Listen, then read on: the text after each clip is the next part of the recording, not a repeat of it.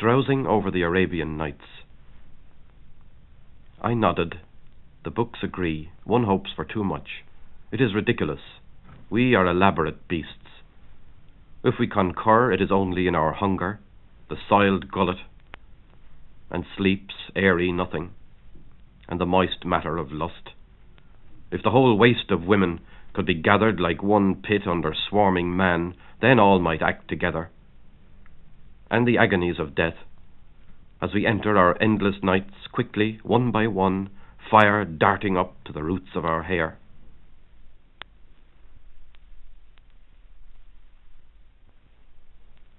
The sequence Wormwood. Open this, and you will see a waste, a nearly naked tree that will not rest till it is bare, but shivers in the air, scraping at its yellow leaves. Winter, when the tempest heaves, it riots in the heaven-sent convulsions of self-punishment. What cannot rest till it is bare, though branches crack and fibres tear? Wormwood. I have dreamt it again, standing suddenly still in a thicket among wet trees, stunned, minutely shuddering, hearing a wooden echo escape. A mossy floor, almost colourless, disappears in depths of rain among the tree shapes. I am straining, tasting that echo a second longer. If I can hold it. Familiar, if I can hold it. A black tree with a double trunk, two trees grown into one, throws up its blurred branches. The two trunks, in their infinitesimal dance of growth, have turned completely about one another, their join a slowly twisted scar that I recognize. A quick arc flashes sidewise in the air, a heavy blade in flight. A wooden stroke, iron sinks in the gasping core. I will dream it again.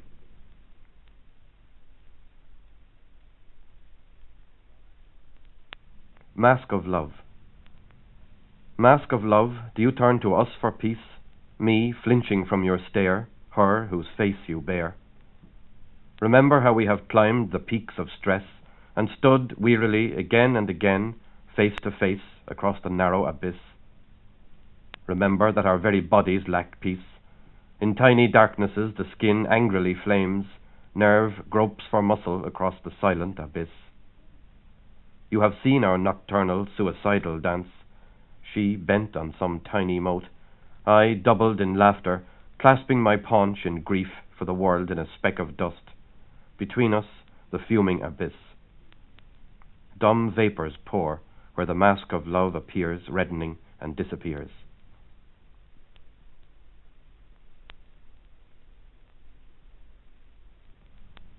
The Secret Garden. The place is growing difficult. Flails of bramble crawl into the lawn. On every hand, glittering, toughened branches drink their dew. Tiny worlds, drop by drop, tremble on thorns and leaves. They will melt away. The silence whispers around us, wither, visible, invisible. A child stands an instant at my knee. His mouth smells of energy, light as light. I touch my hand to his pearl flesh, taking strength. He stands still, absorbing in return the first taint, immaculate the waiting kernel of his brain. How set him free, a son, toward the sour encounter? Children's voices somewhere call his name. He runs glittering into the sun and is gone. I cultivate my garden for the dew. A rasping boredom funnels into death. The sun climbs, a creature of one day, and the dew dries to dust. My hand strays out and picks off one sick leaf.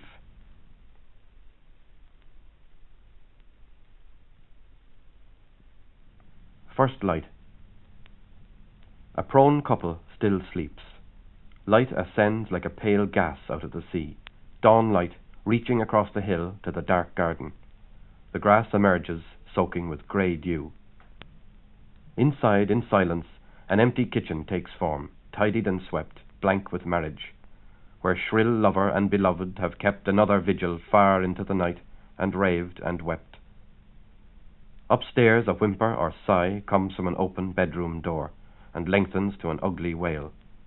A child enduring a dream that grows at the first touch of day, unendurable.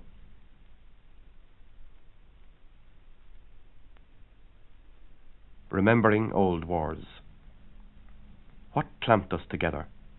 When each night fell, we lay down in the smell of decay and slept, our bodies leaking, limp as the dead, breathing that smell all night. Then light prodded us awake, and adversity flooded up from inside us, as we laboured upright once more to face the hells of circumstance, and so on, without hope of change or peace. Each dawn, like lovers recollecting their purpose, we would renew each other with a savage smile.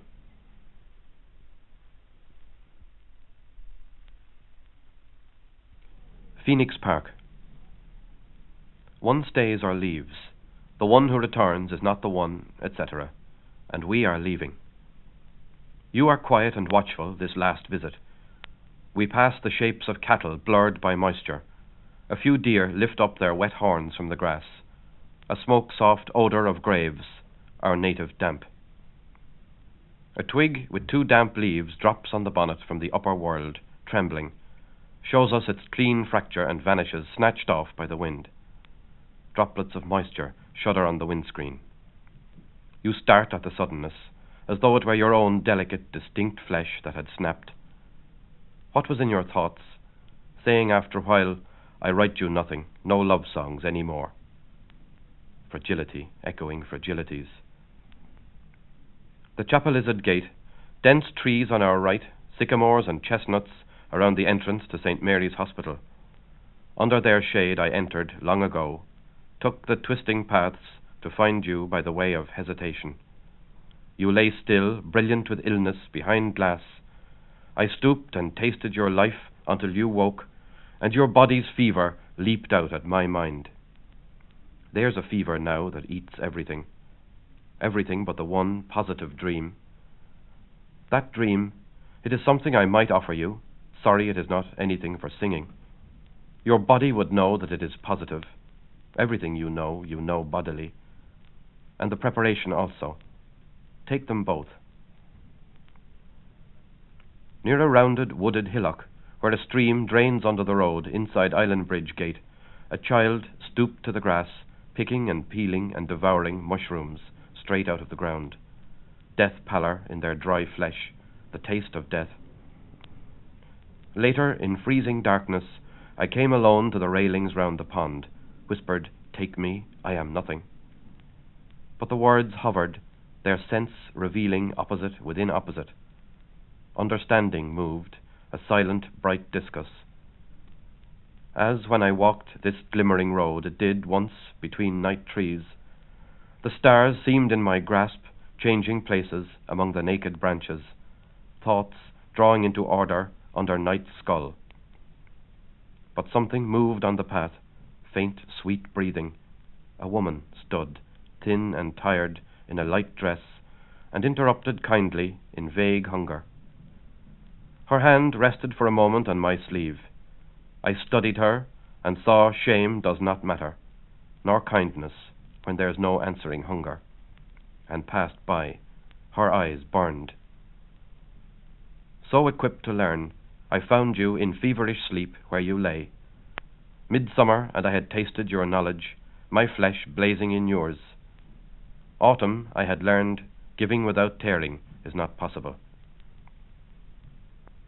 The furry glen, grass sloping down to the lake, where she stooped in her communion finery, our firstborn, Sarah in innocence, and plucked something out of the ground for us to admire. The child smiled in her white veil, self-regarding.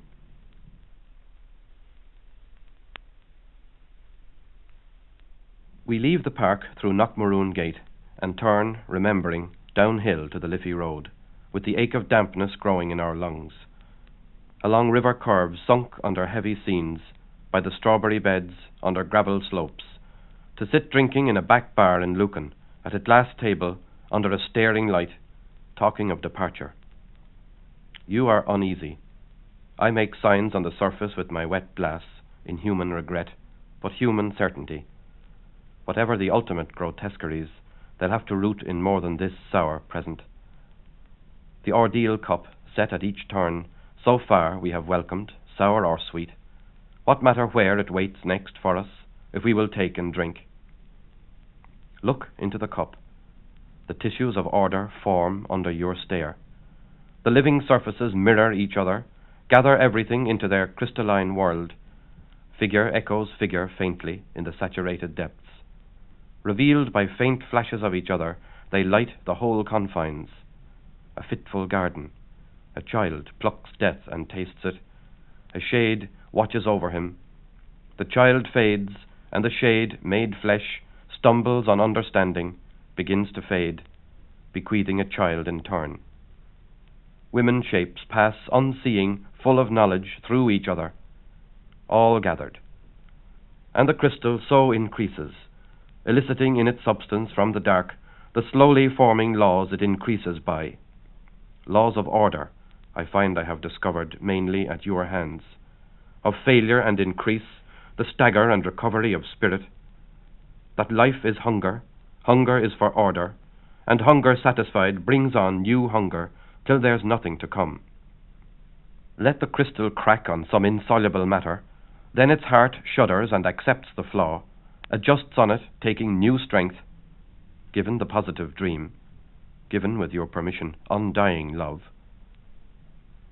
That while the dream lasts, there's a total hunger that gropes out, disappearing just past touch, a blind human face burrowing in the void, eating new tissue down into existence, until every phantasm, all that can come, has roamed in flesh and vanished, or passed inward among the echoing figures to its place. And this live world is emptied of its hunger, while the crystal world, undying, crowds with light, filling the cup.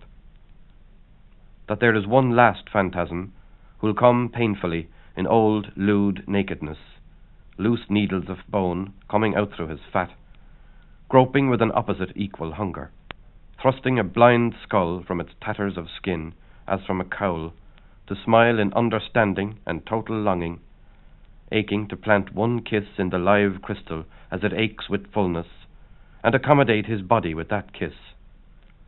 But that forever he will pause, the final kiss ungivable. Giving without tearing is not possible. To give totality is to be torn totally, and nothingness, reaching out in stasis, a pure nothingness. Therefore, everlasting life, the unmoving stare of full desire, given undying love. I give them back, not as your body knows them, that flesh is finite, so in love we persist, that love is to clasp simply, question fiercely, that getting life we eat pain in each other, but mental in my fever, mere idea.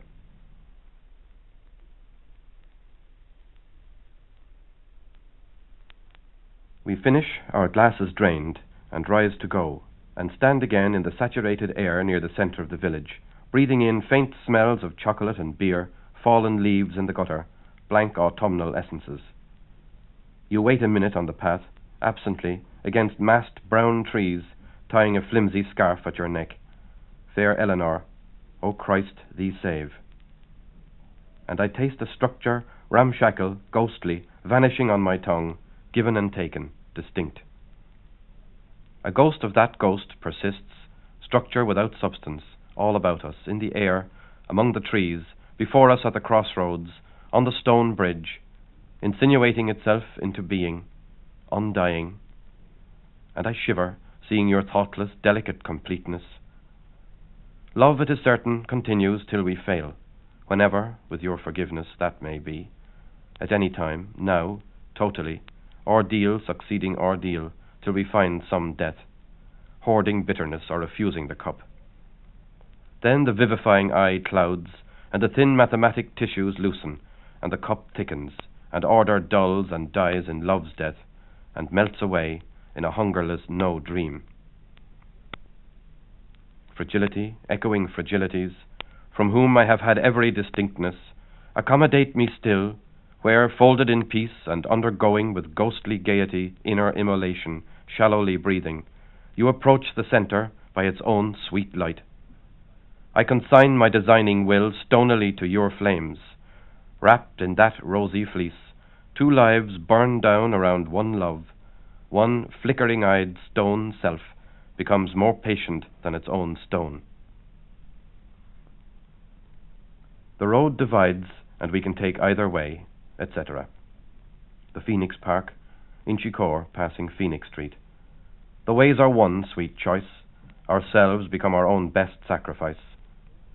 Continue so, we'll perish in each other.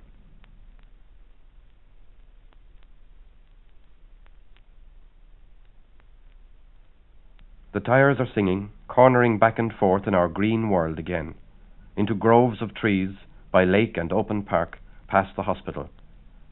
The west ignites behind us. Round one more turn, pale light in the east hangs over the city. An 18th century prospect to the sea. River haze, gulls, spires glitter in the distance above faint multitudes. Barely audible, a murmur of soft, wicked laughter rises. Dublin, the umpteenth city of confusion. A theatre for the quick articulate, the agonized genteel, their artful watchers. Malice as entertainment. Asinine feast of sow thistles and brambles. And there dead men, half hindered by dead men, tear down dead beauty. Return by the mental ways we have ourselves established, past visages of memory set at every turn, where we smiled and passed without a second thought, or stood in the rain and whispered bitterly, where we roamed at night, drunk in joyful love, looking for enemies, they in our bodies, white handkerchief, white page, crimsoned with panic, where naked by firelight we stood and rested from each other, and took our burden from the future, eyes crystalline. My past alive in you, a gift of tissue, torn free from my life in an odor of books. That room, the shapes of tiredness had assembled long ago in its 4 dark corners, before you came, waiting, while you were everywhere. One midnight, at the starlit sill, I let them draw near. Loneliness drew into order. A thought of fires in the hearts of darknesses, a darkness at the heart of every fire, darkness, fire, darkness, threaded on each other.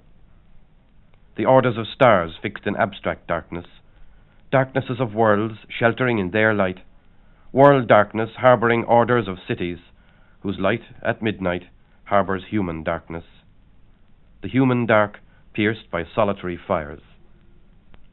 Such fires as one I have seen gutter and fail, and as it sank, reveal the fault in its heart, opening on abstract darkness, where hunger came with gaping kiss over terrible wastes, till the flames sprang up and blindness was restored. Attracted from the night by my wakefulness, certain half-dissolved, half-formed beings loomed close, a child with eaten features eating something, another with unfinished features in white. They hold hands. A shadow bends to protect them. The shadow tries to speak, but its tongue stumbles. A snake out of the void moves in my mouth, sucks at triple darkness. A few ancient faces detach and begin to circle. Deeper still, delicate, distinct tissue begins to form.